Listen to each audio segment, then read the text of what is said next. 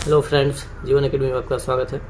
Friends, आज हम लेकर आए हैं फिजिक्स के पहला और दूसरे चैप्टर का मोस्ट वीवीआई क्वेश्चंस ऑब्जेक्टिव।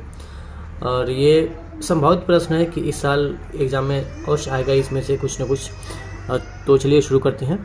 ये फिजिक्स का पहला चैप्टर है, फिजिक्स चैप्टर 1 ऑब्जेक्टिव टेस्ट। निर्वात में प्रकाश का वेग होता है, तो निर्वात में प्रकाश के वेग कितना होते हैं? 3 × 10⁸ मीटर प्रति सेकेंड। तो एग्जाम में जाकर के किलोमीटर, ये थोड़ा सा कन्फ्यूजन वाला देता है, तो किलोमीटर वाला नहीं, मीटर प्रति सेकेंड। 3 × 10⁸ मीटर प्रति सेकेंड होता है इसका आंसर। इसको रंगना है आपको एग्जाम में, ठीक है। उसके बाद दूसरा है, इनमें से कौन पारभासी पदार्थ है? तो पारभासी एक होता है पारदर्शी, दूसरा अपारदर्शी और तीसरा होता है पारभासी। तो पहले जान लीजिए पारदर्शी कौन है। पारदर्शी होता है जिसके आर पार प्रकाश आसानी से चला जाता है टोटल, जैसे कांच हो गया, हवा हो गया, पानी हो गया, इसके आर पार प्रकाश आराम से चला जाता है। बाकी अपारदर्शी जैसे ईंट, पत्थर, लोहा, इसके आर पार प्रकाश नहीं जा पाता है, तो हो गया अपारदर्शी। लेकिन यहाँ पे पूछा जा रहा है पारभासी। तो पारभासी वो होता है जिसके आर पार प्रकाश कुछ मात्रा में चला जाता है। इसका क्या एग्जाम्पल होगा? घिसा हुआ कांच या तैलीय कागज, यानी तेल लगा हुआ कागज। तो इसका आंसर होगा ये घिसा हुआ कांच, ठीक है। उसके बाद है प्रकाश गमन करता है। प्रकाश कैसे गमन करता है? सीधी रेखा में या टेढ़ी मेढ़ी रेखा में? इसका राइट आंसर होगा सीधी रेखा में। प्रकाश हमेशा सीधी रेखा में गमन करती है। उसके बाद है प्रकाश के परावर्तन के कितने नियम हैं? तो प्रकाश के परावर्तन के 2 नियम हैं। नेक्स्ट है, किसी दर्पण की फोकस दूरी उसकी वक्रता त्रिज्या की कितनी होती है? तो किसी दर्पण की फोकस दूरी उसकी वक्रता त्रिज्या की आधी होती है, आधी। नेक्स्ट है, वास्तविक प्रतिबिंब हमेशा बनता है। वास्तविक प्रतिबिंब हमेशा उल्टा बनता है कि सीधा? तो वास्तविक प्रतिबिंब हमेशा उल्टा बनता है। वास्तविक प्रतिबिंब हमेशा उल्टा बनता है और काल्पनिक प्रतिबिंब हमेशा सीधा बनता है। नेक्स्ट है, उत्तल दर्पण की फोकस दूरी होती है। उत्तल दर्पण की फोकस दूरी क्या होती है? धनात्मक। उत्तल दर्पण की फोकस दूरी धनात्मक और अवतल दर्पण की फोकस दूरी ऋणात्मक। प्रकाश के किसी वस्तु से टकराकर लौटने को प्रकाश का क्या कहलाता है? प्रकाश का परावर्तन कहलाता है। क्या है? प्रकाश के किसी वस्तु से टकराकर लौटने को प्रकाश का परावर्तन कहते हैं। यदि आपतन कोण 72 डिग्री हो तो परावर्तन कोण कितना होगा? तो आपको पता है परावर्तन के नियम से कि आपतन कोण परावर्तन कोण के बराबर होता है। आपतन कोण 72 है तो परावर्तन कोण भी 72 डिग्री होगा। नेक्स्ट है, चांद क्या है? चांद दीप्त पदार्थ है कि अदीप्त पदार्थ है? इसको थोड़ा सा ध्यान दीजिएगा। चांद दीप्त पदार्थ किसे कहते हैं? पर ये जान ले। दीप्त पदार्थ कहते हैं जो स्वयं प्रकाश उत्सर्जित करता हो, जिसके पास खुद का प्रकाश हो, जैसे सूर्य, तारे, दीपक, जलता हुआ बल्ब, ये सब। लेकिन चांद क्या है? अदीप्त है, इसके पास खुद का प्रकाश नहीं होता है। नेक्स्ट है, गोलीय दर्पण के प्रकार हैं। गोलीय दर्पण कितने प्रकार के? तो गोलीय दर्पण 2 प्रकार के, उत्तल दर्पण और अवतल दर्पण। नेक्स्ट क्या है? समतल दर्पण द्वारा प्रतिबिंब होता है। तो समतल दर्पण द्वारा प्रतिबिंब कैसे बनता है? काल्पनिक और सीधा और वस्तु के बराबर। तो इसमें ऑप्शन में वस्तु के बराबर नहीं है, तो इसका राइट आंसर हो जाएगा काल्पनिक और सीधा।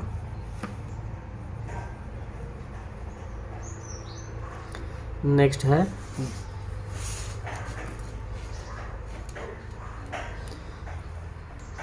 किस दर्पण की फोकस दूरी अनंत होती है? तो आपको पता है समतल दर्पण की फोकस दूरी अनंत होती है। नेक्स्ट है, किस दर्पण द्वारा बड़ा, छोटा तथा वस्तु के बराबर सभी प्रकार के प्रतिबिंब बनता है? तो समतल दर्पण नहीं होगा, अवतल दर्पण ही होगा, ठीक है। अवतल दर्पण से सभी प्रकार के प्रतिबिंब बनते हैं, छोटा, बड़ा तथा वस्तु के बराबर। सोलर कुकर में किस दर्पण का प्रयोग होता है? सोलर कुकर में बड़े बड़े अवतल दर्पण का प्रयोग किया जाता है। अवतल दर्पण का उपयोग होता है साइड मिरर में कि सैलून में? तो आपको पता है कि साइड मिरर में क्या होता है, उत्तल दर्पण का प्रयोग होता है, लेकिन यहाँ पे सैलून में हो जाएगा अवतल दर्पण। एफ बराबर फोकस दूरी क्या होती है, उसकी वक्रता त्रिज्या की आधी होती है, यानी कि r/2। एफ बराबर r/2। दर्पण सूत्र कौन है इसमें से, दर्पण सूत्र 1/b प्लस 1/u बराबर 1/f। तो 1/f वाला यहाँ पर है, यहाँ पे r नहीं होगा, f वाला होगा। 1/b प्लस 1/u बराबर 1/f। नेक्स्ट है आवर्धन m बराबर, आवर्धन m बराबर होता है -b/u, -b/u। प्रतिबिंब कितने प्रकार के होते हैं, 2 प्रकार के, वास्तविक प्रतिबिंब और काल्पनिक प्रतिबिंब। काल्पनिक प्रतिबिंब को ही आभासी प्रतिबिंब कहते हैं। गोलीय दर्पण की वक्रता त्रिज्या उसकी फोकस दूरी के 2 गुनी होती है, वक्रता त्रिज्या फोकस दूरी के 2 गुनी होती है। यदि फोकस दूरी 18 सेंटीमीटर है तो वक्रता त्रिज्या कितनी होगी, फोकस दूरी 18 तो वक्रता त्रिज्या 18 दूनी 36 हो जाएगी, 36 सेंटीमीटर होगी। नेक्स्ट है काल्पनिक प्रतिबिंब डैश कटान से बनता है, काल्पनिक प्रतिबिंब काल्पनिक कटान से बनता है और वास्तविक प्रतिबिंब वास्तविक कटान से बनता है। काल्पनिक प्रतिबिंब काल्पनिक कटान से बनता है और वास्तविक प्रतिबिंब वास्तविक कटान से बनता है। उत्तल दर्पण की परावर्तक सतह, उत्तल दर्पण की परावर्तक सतह उभरी रहती है, उत्तल दर्पण की परावर्तक सतह उभरी रहती है। दर्पण के ध्रुव और मुख्य फोकस के बीच की दूरी को, दर्पण के ध्रुव और मुख्य फोकस के बीच की दूरी को क्या कहते हैं, वह फोकस दूरी या फोकसांतर, ये दोनों सेम चीज़ है। ये रहा 25 क्वेश्चन और नेक्स्ट सेकेंड चैप्टर से फिजिक्स के दूसरे चैप्टर से लिया गया है 25 क्वेश्चन। इस 25 क्वेश्चन को आप देखते हैं बारी बारी से। ये फिजिक्स चैप्टर 2 टेस्ट पेपर। पहला प्रश्न है, जब प्रकाश की एक किरण एक माध्यम से दूसरे माध्यम में जाती है तो अपने पूर्व पथ से विचलित हो जाती है, इसे कहते हैं प्रकाश का परावर्तन कहते हैं कि प्रकाश का अपवर्तन कहते हैं। तो ये क्या कहते हैं, प्रकाश का अपवर्तन। प्रकाश के अपवर्तन के कितने नियम हैं, तो प्रकाश के अपवर्तन के भी 2 नियम हैं। प्रकाश के परावर्तन के भी 2 नियम हैं, प्रकाश के अपवर्तन के भी 2 नियम हैं। प्रकाश की एक किरण जब विरल माध्यम से सघन माध्यम में जाती है तब वह अभिलंब की ओर मुड़ जाती है। क्या होगा, अभिलंब की ओर मुड़ जाती है। जब विरल से सघन में जाएगा, क्या यहाँ पे क्या है, जब विरल माध्यम से सघन माध्यम में जाएगा तो अभिलंब की ओर मुड़ जाएगी, और यदि सघन से विरल में जाएगी तो अभिलंब से दूर हट जाती है। नेक्स्ट है, पानी से भरी बाल्टी की गहराई कम मालूम पड़ने का कारण क्या है। पानी से भरी बाल्टी में जब देखते हैं तो उसकी गहराई कम मालूम पड़ती है, इसका कारण है प्रकाश का अपवर्तन होता है, वहाँ पर प्रकाश का अपवर्तन। नेक्स्ट है, सरल सूक्ष्मदर्शी में होता है, सरल सूक्ष्मदर्शी में एक उत्तल लेंस होता है दोस्तों, सरल सूक्ष्मदर्शी में एक उत्तल लेंस होता है।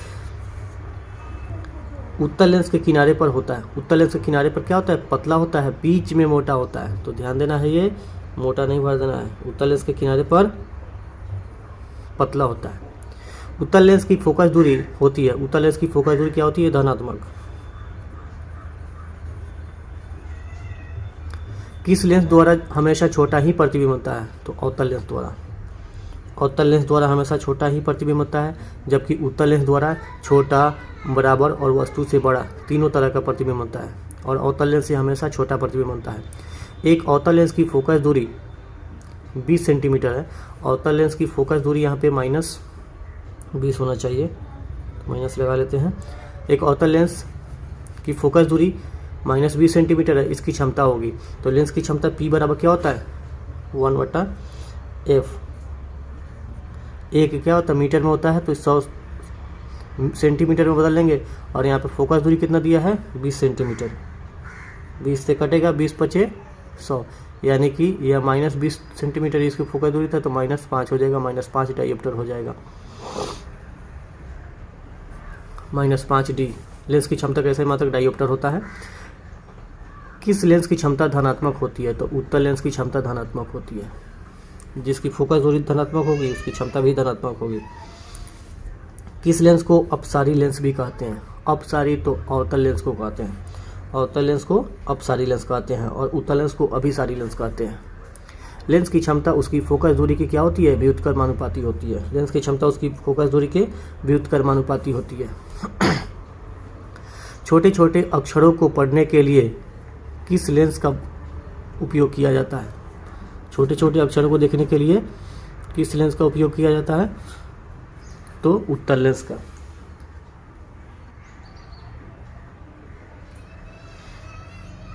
क्या है? छोटे छोटे अक्षरों को पढ़ने के लिए किस लेंस का उपयोग होता है? उत्तल लेंस का, क्योंकि उत्तल लेंस से बड़ा प्रतिबिंब बनता है।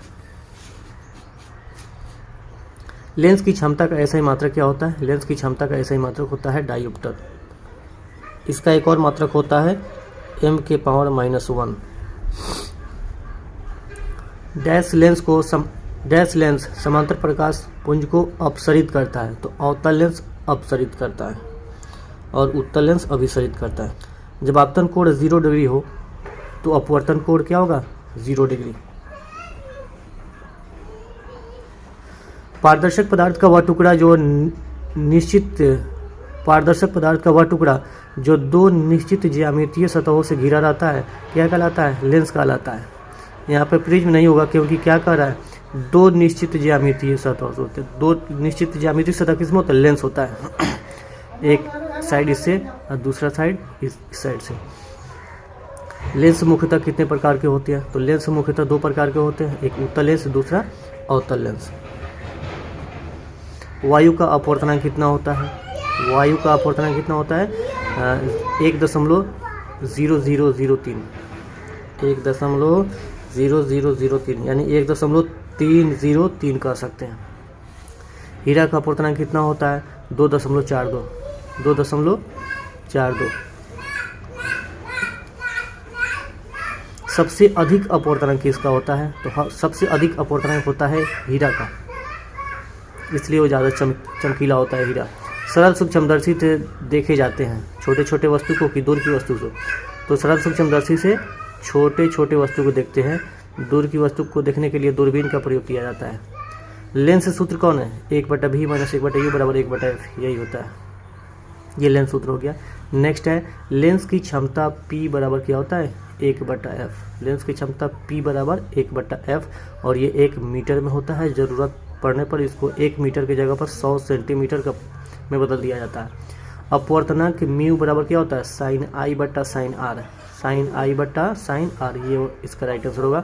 तो ये रहा आज का 50 क्वेश्चन मोस्ट VVI। इसको आपको अच्छे से देख लेना है और एग्ज़ाम की तैयारी में जुट जाइए और लगे रहिए एग्ज़ाम की तैयारी में, और उम्मीद करता हूँ कि आप लोग बहुत अच्छा करेंगे। चलिए मिलते हैं फिर नेक्स्ट वीडियो में, जब तक